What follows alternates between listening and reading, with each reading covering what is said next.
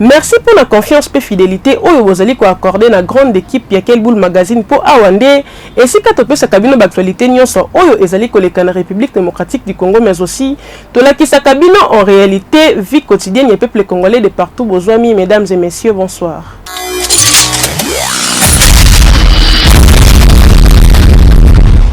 La édition mokoneli lopona koyebisa bino que après éruption volcanique oyo esalamaki kuna na Goma, situation économique s'améliorer mukie bozo ba détail na élément signé Gilles Tumba.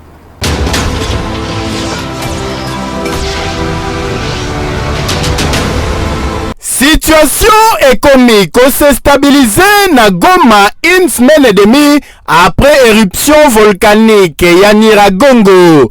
Intensité ya tremblement de terre est diminuée pe habitants ebele ya capitale ya Nord Kivu oyo ba se réfugiaki na Sake pe Gisenyi na Rwanda bakomi déjà ko regagner ba domicile na bango. Société civile ya Goma et révélé que situation ezongi déjà à la normale et tikali kaka reprise ya quelques activités économiques oyo ezalaki interrompu suite ya ba drame oyo. En titre de rappel, boye ba éruption volcanique oyo et kozaki ba perte belé à vie humaine pe ba dégâts matériels ezalaki ebele biloko ya batu mususu ebungaki ebebi oyo batikali ko récupérer te tisikoyo voire même ba victime mususu ba perdre ba domicile na bango oyo ekosenga na gouvernement congolais na tour na ye à prendre en charge population oyo ba se réfugiaki pe oyo ba perdaki ba être cher na bango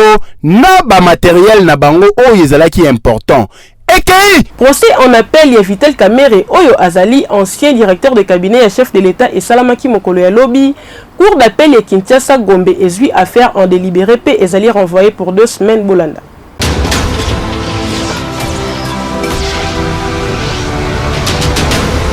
Procès en appel et ancien directeur de cabinet et chef de l'État et président de UNC Vital Kamerhe na dossier à travaux 100 jours et Salamaki mardi 2 juin 2021 à prison centrale ya Makala. Lors ya procès, absence ezalaki remarqué, ya ba prévenu Vital Kamerhe et Sami Jamal oyo bazalaki représenté et pas ya ba avocat na bango en raison ya santé. Après plaidoirie oyo esalamaki, cour d'appel ya Kinshasa Gombe ezui affaire en délibéré et qu'on rendre verdict dans 2 semaines topé le 15 juin 2021. Donc, ba Congolais nyonso déjà bazui rendez-vous pour procès oyo toza kotalela toza kozimele pombongo oyo ebimaki ezalaki destiné pour ko matérialiser programme phare ya chef de l'État na nsima na ye kozwa bokonzi.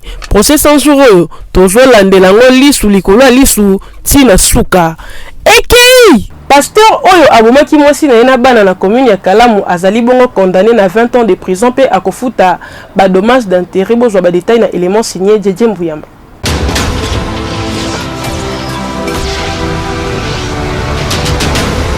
Papa bozali komona bazali koya na ye alati tenue rouge les sangs de Jésus azali bongo pasteur kombo na ye Mabwangasa ye bauti kokanga ye po auti kosala crime baye na awa na procédure ya flagrance baya kosambisa ye na audience publique procès bandakate e bandi na présence ya ba autorité ya commune Kalamu procès nwana et salemi na municipalité ya Kalamu population présente kaka ndenge bozali komona mutu moko te alingi raté makambu oyo botala bino moko tantine oyo alukeli yango kiti neti kaka zaché amati kasi ye za pomona nkolo te po amona procès a raté eloko te audience ebandaka te ebandi botuna nga problème eza nini monsieur oyo bozali komona azali pasteur kasi lokola yokaki basoupçon ke mwasi na ye abala basali 18 ans de mariage abandaki kotrompe ye na major moko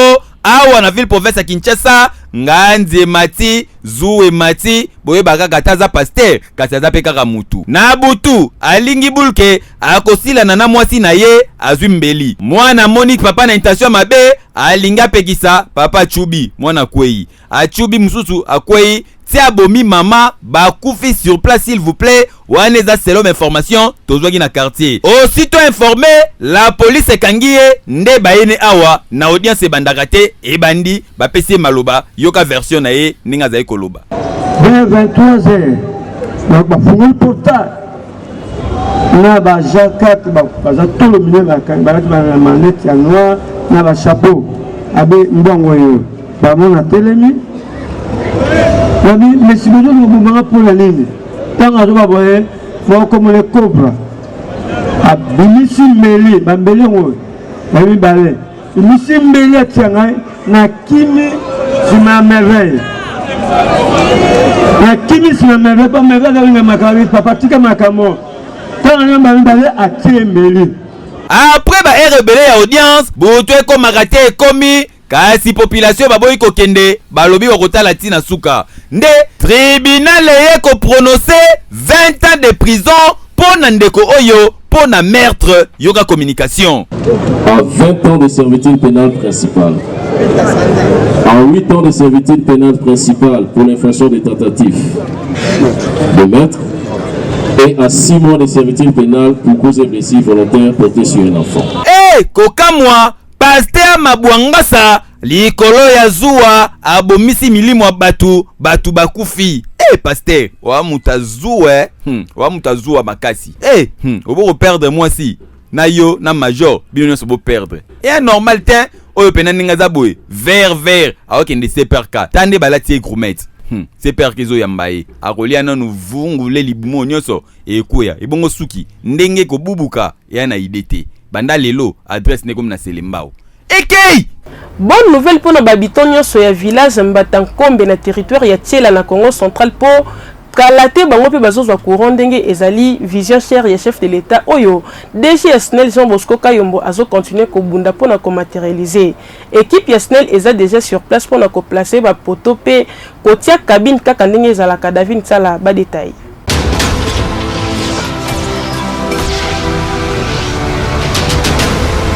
Na souci ya ko matérialiser vision ya chef de l'état nde numéro 1 ya SNEL Jean Bosco Kayombo azali kolala ta azali kokota partout pona koluka kotia courant na ba village nyonso ya République démocratique du Congo. Lokola awa tozali na territoire ya Tiela na Congo central, mais ya pas ezali ke na kati awa na territoire ya Tiela na village Mbatankombe. Population a souffert tant moulayi bazali na problème ya courant. Ba batizango kutu monde à part. Mais SNEL tellement zali décidé ya kotia courant partout. Ba yaki ndenge bozali komona ba poto na ba câble ya SNEL nyonso pona koluka kotia courant. Ba villageois bazalaki na sengo mingi. Chef de centre ya distribution Baflev Henri Vika yepa communiqué boye. Déjà que ezayem ya kolobela mingi te parce que ezoloba déjà yango misala ezoloba na yango. Ezalaki ndoto lelo ekomi matériel. Déjà oza fondation pour recevoir ba transport na ba DGBT ba armoire pour répartir la tension na banda kunyos. Na simana kuna bomoni ba poto de CTLM. Soki botali na mutuka kuna bomona ba matériel essayé. Est-ce que toza suna étape ya ndoto? Soki tolobi ya ebele ezadongo. Mais pour ça 2 mois, on a déjà bien. Donc, dans le monde à part, comme un nouveau monde, on a déjà l'autre qui là-bas. Mais c'est Bob Mbombolona, il n'y a pas de qui m'a le batté. So ka persévérance na bango ndesali que lelo to telemi tout dans la fondation mabanga hôtel na sima ba poto omoni na camionnette to yena ngo matériel pour dire que les poteaux sont posés, on va les habiller. Mwinda izoya. Mais ba ye bande que dans ceux qui mouillent des peli au fouti parce que quand tu as trouvé la banque après paiement de voiture au sombi n'était no tiendo sali limouille. Kolongwa wana délégation ya SNEL continent qui tire na centre ville ya Tiela wape pa ibakena ki ko remplacer bongo transformateur ya sika oyo longoli transformateur ya kalezala ki bongo na 250 kVA batie ya sika yango nde bozali komona ya 630 kVA bato ba sepeli na niveau ko sakana te yoka communication ya monsieur Crispin Vuvu oyo azali chef d'unité ya SNEL Tiela. Au mois de février passé, on a connu un avarie transport. Celui qui était ici était de 250. Mais on nous a amené la fois passée un transport de 630 kVA. Donc les 630 maintenant, on peut ajouter d'autres abonnés parce que celui qui était là était déjà 50. Maintenant celui qui est là maintenant est de 630, plus ou moins 2 fois et demi par rapport à celui qui était là. Le monde à part sera comme celui-ci, mais celui-là c'est déjà 50 caviars qu'on va mettre en attendant. Parce que là c'est un grand village aussi, on peut avoir 400 abonnés. En attendant, on va d'abord mettre déjà 50 caviars qui va desservir tous ces abonnés. Boyende Zalaka. Keyo. Na terrain ya 6 na commune Njili bayibi ba panneau oyo alimentaka ba éclairage public bozo ba détail.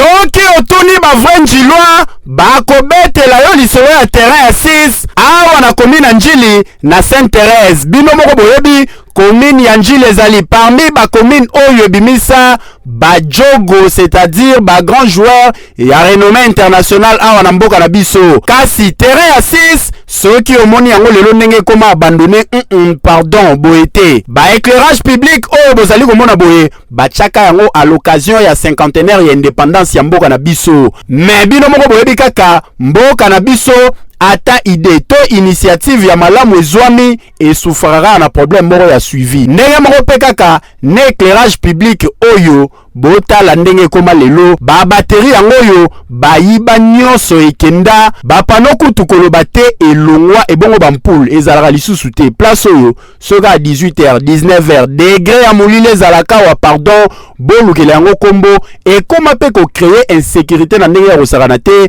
Pe ba jeune talent oyo ba s'entraînera awa à partir ya ba 17h ti 19h entraînement moyen sala malisusu ezalaka te po éclairage public pe ezalaka nango lisusu te. Bino mo bomoni kaka ndenge bayiba nyonso kotoyo ebongo place oyo à partir ya 19h ekomande kije ya baya kuluna ya miyibi po insécurité koma kotoyo pardon tolukela ngo kombo l'éclairage ezalaki awa ya bien batia ba minda même na butu bana bakuti kosakana jusqu'à un peu ba 21h ou bien voire même 22h bazokende na bango.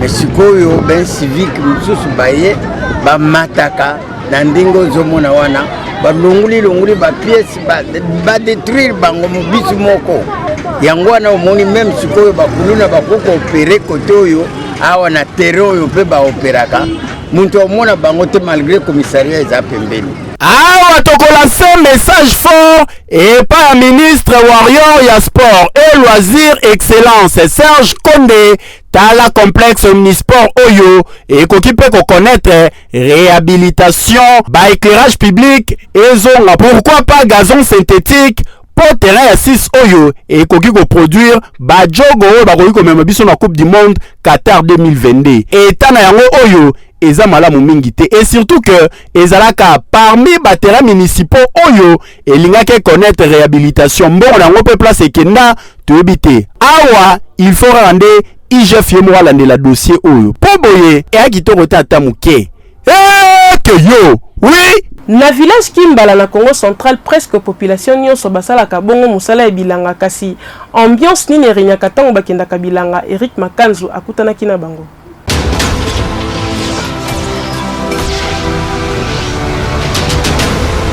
Awa tozali na village Kimbala na Congo central 6h du matin nenka bozali komona population bazali kobima be basali mulongo lokwa filende tala bango nyonso wana destination Zamba.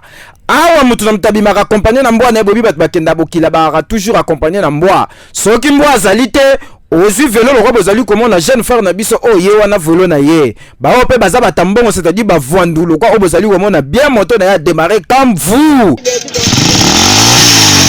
ye wana destination Zamba awe kipaka te papa mama bana batu nyonso mosala kaka ya Zamba na mama bozali komona besoka longoli fufu na nenga zali kotanda yango ali kola motalaka soke sili ayo ko tiango ayo komi lokola mwa bikedi batu misusu pe mosala kaka ya bilanga soki basali bongo basilisi bazongi 16h 17h de mutu nyonso azonga na ndako awa kureza li passe na nifa ko sakana te bana mike bozali komona boye na susika ya koluka kotala filme boyebe impact ya sinene ngeza lakati awa to retrouver yango na village Kimbala si ne kaka moko bana omi bale bazali ko diongola baluka kaka neni bakoye kotala me bakolo yango pe 200 francs soki 200 francs ezate okolololo ozali ka kokengela wana libanda nzila awa nde na village Kimbala batu bavivaka be c'est-à-dire tongo déjà bakezamba basali misana bango bafufu ya bandunda soki basilisi baye kozonga likambo ya mai awe dérange bango makasi tala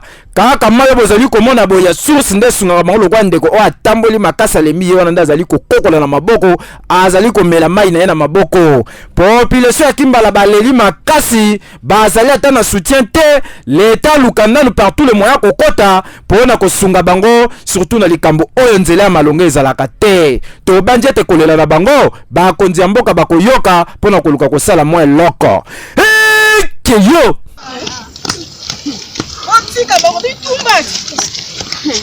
toujours na Congo central Eric Makanzu akutanaki na baba oyo asalaka mosala ebe vida botala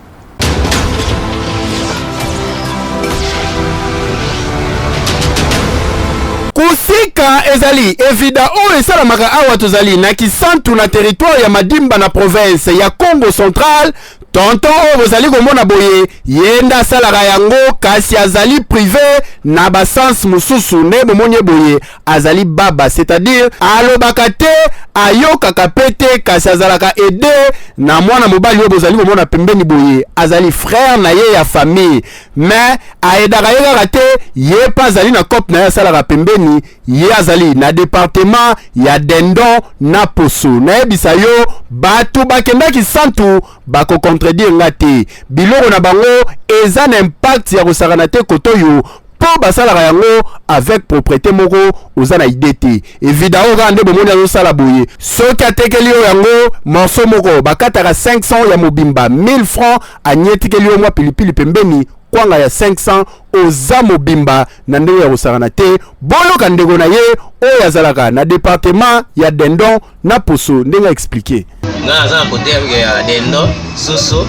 na masque oyo abengi Kosangulo po azosala kosika nde ye aza sumu ye alobaka te comme ke baba c'est toute façon ke azosala ndenge wana azwa 10 francs ayiba te eza poisson d'une façon ke poisson tokoma kosala basorte ebele bamosusu bakalinga biso totuma ngo na tono ndenge totuma ngo na tono eza ke po toluka bambandi po tokosika yango yango nde babengaka kosika ntango ekomi awa nasokoli yango nasala yango propre naluki baépice comme ke ai ndembi matungulu na tuti yango nasali solution na baopi nyonso tu na je apres na tie ngo na grillage wana na tie moto na se eza tozosala ke fasoki mutu na mosala na ye nga nakosala na tono wana kisala kote ya kabine mwana biso nyonso koya na tono eza te soki kutu moto azali privé na basens mosusu ya vie a comprendre ke il faut asala mosala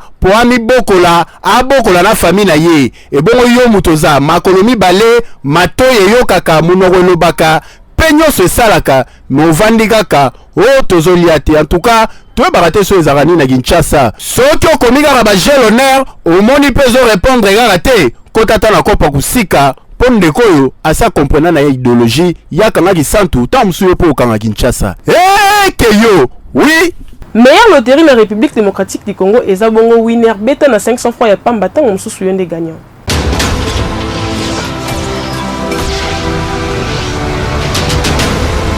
Winner Loto! Occasion pour na bakongolais baye bakoganye mbongo ebele etikala se winner jackpot ya 288 millions de francs congolais. Super jackpot, il y a 1 milliard de francs congolais s'il vous plaît. Combinaison gagnante, il y a tirage, il y a mardi et Zalaki Bongo 34, 26, 10, 17, 9, P Super Bowl et Zali Bongo il y a 3. Papa, maman, Olingo gagné, maximiser ma chance na yo, somba ba ticket belé pour tirage mususu et Zabongo prévu vendredi oyo. Ekei! Le prochain tirage est pour ce vendredi. Au sombi déjà ticket na yo. Fini wana boso beta. Fabrice Maziamu akitaki bongo na Mbandaka esika akutani na monsieur Elia Mingambo José oyo azali acteur principal oyo asala film ya bakanja akoma kolela puisque depuis asala film tilelo ata 1 franc et 4 na bapesa été na compte ya droit d'auteur bolanda.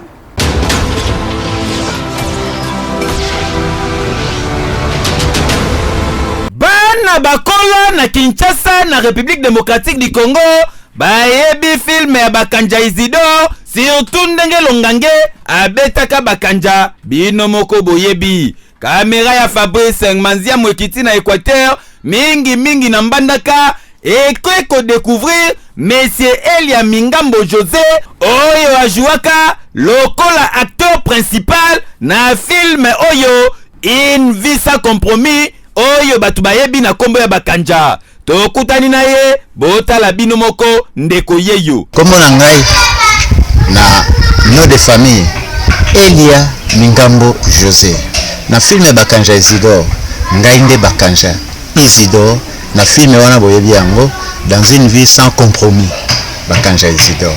En tout cas ndeko oyo bino moko boyebi asala film o sala impact na nenga defote monde entier bayebi kasi nenga zaboye ata 10 francs ya 10 senge katana bapesa ete na rôle oyo ajouaka na film. Selo ba information apesi biso Cardinal Echunde memelaka ekopo wana alakaka e likolo na se veut dire après film barosombele bandaku barosombele mituka film esalami kaka boye fenta mavuba bakanza tuna kaka boye papa nzamba opambola yo atuna boye okota lola atuna boye ozana bénédiction lokola pe bakanza Alain Fouka moya kende gauche ezate moya kende droite ezate ti lelo bapesa eloko te kasi akangi mutema akokite na béatification ya bakanja babengisaka ya zwaka invitation po na kokende Rome kasi asalaka ba démarche nyonso akoma na aéroport Anjili boye babimisele bakanza mususu kasi yete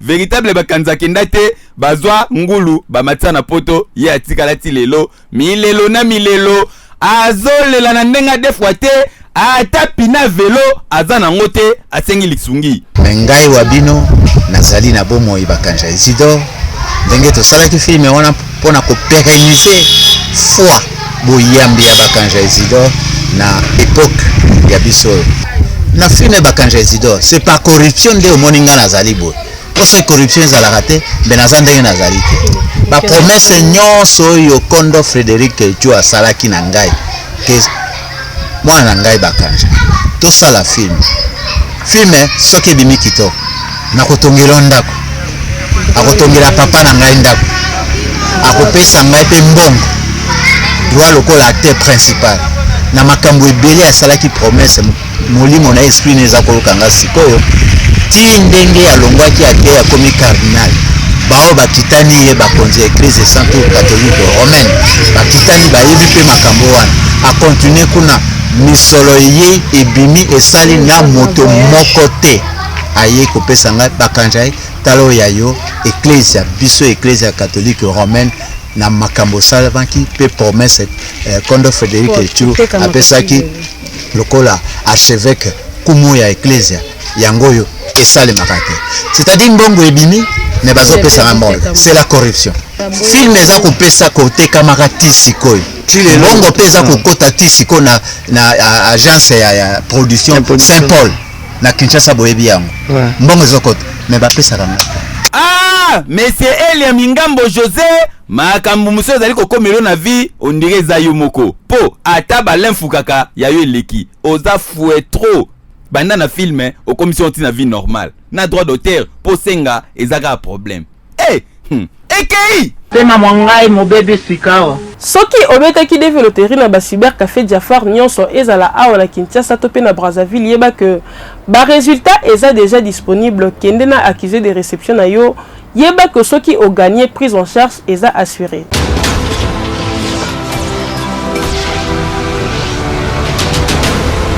RDC Mobimba Congo Brazzaville na bandi pour la nuit sur cyber café Jafar toye pa na bino pour na rosala bino point sur ba loterie to betaki l'année passée lelo ba résultat ngo komi disponible on a bien les canaux informé bino ba ke ba résultat komi disponible pour na vérifier ba résultat au sein na yo to betaki devient na cyber café Jafar.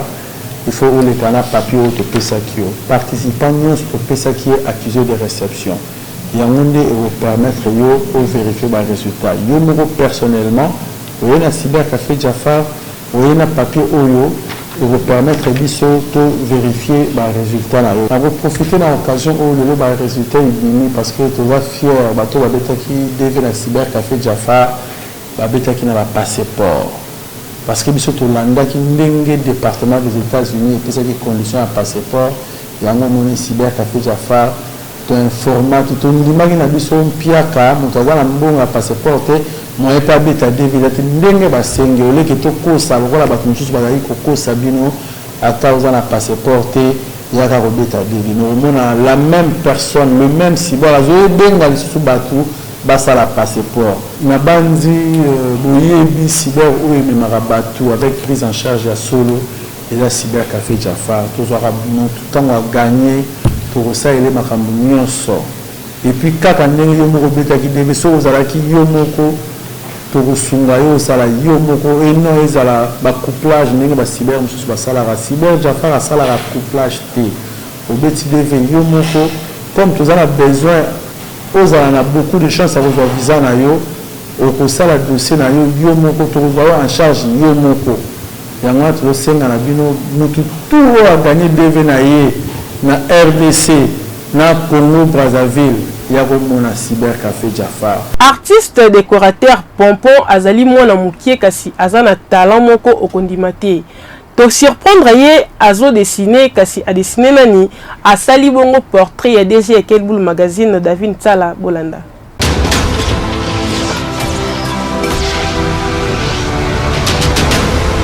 Jeune frère obomono so bima na kati ndako bien instrument na ye azali soukan artiste décorateur awa na komina Selemba obokoki même pas ko imaginer caméra Kelboul le kotaki awa na kati ndako ne bozali komona azobimisa instrument na ye ye wana bandi abimisi lat abimisi boîte à mathématical crayon gomme ezanga kate ye wana bandi ko décorer abandi ko décorer boko comme azali très concentré tala c'est-à-dire aboya ta distraction mon cœur mais bon tout na ka sazo décorer nani azali ko sala bongo portrait ya PDG pe manager général ya Kelboul Mag mais c'est David Tsala tala ye wana nenga suye kitoko bien manette na ye ndenge kaka benda beauté na costume na ye portrait lenge yo wapi mafuto yo wapi tango asilisa bimisi encadrement ya portrait ye wana akotisi yango na quartier na famille liboto mobimba bayebi ka Pompon azali soukan artiste décorateur mais azangaka moko kaka ba soutien po emema ye musika en tout cas ya komona o Pompon azali kosala azo mérité ba éloge azo mérité ba encouragement pour na komona boye otali portrait otali na photo o sentir pena que non Pompon azali soukan artiste po tango match elingi bunga ye a récupérer chombo na Samsung nde bozali komona boye atali photo a décorer tango asilisi tango a présenter na mokili mobimba Pompon artiste ozali soukan artiste décorateur boye nde ezalaka tokosenga na bakonzi epi nzambe atya maboko okende mosika na mosala na yo yo Fédération congolaise MMA ba organiser bongo championnat oyo final lango ezali samedi 5 juin 2021 oyo bozo ba détail.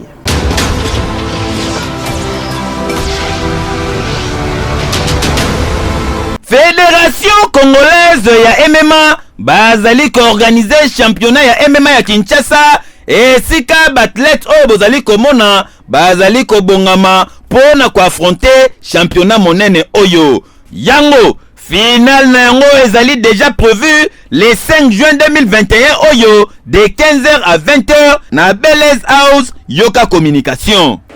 Championnat ebandaki déjà wana basaba qualifier ba kubunda ba combat final et puis ba kubunda combat ya médaille de bronze. Yango moni bango bazosala entraînement.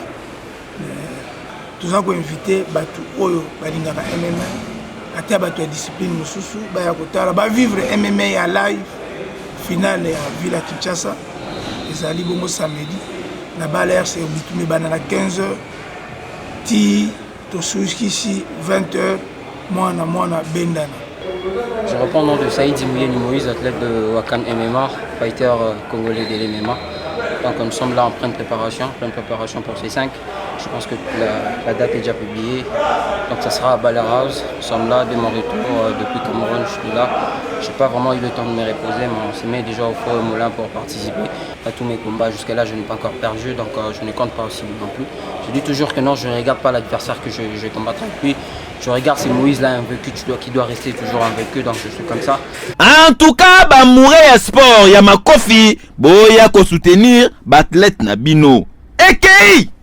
Page Rose na édition Mokonelelo tika to souhaiter joyeux anniversaire na Tony Denis Muzinga oyo alandaka quel boule kitoko yo wapi que du bien que du bonheur na yo Tony Denis Muzinga tika nzambe apambola yo pe abakisa ebele na bomoi na yo. Aujourd'hui c'est ton jour, nous nous sommes décidés de te faire le bonheur que tu mérites. Tu vaux tellement pour nous que le monde est sans rang. Poto salobo l'amour en ce jour si spécial. C'est nos cœurs qui te parlent. Nous te souhaitons tous les bonheurs du monde. Longévité, prospérité. We love you so much, love you so much. Na bastati basoris na biso lelo kaka yo na yo. Love you so much.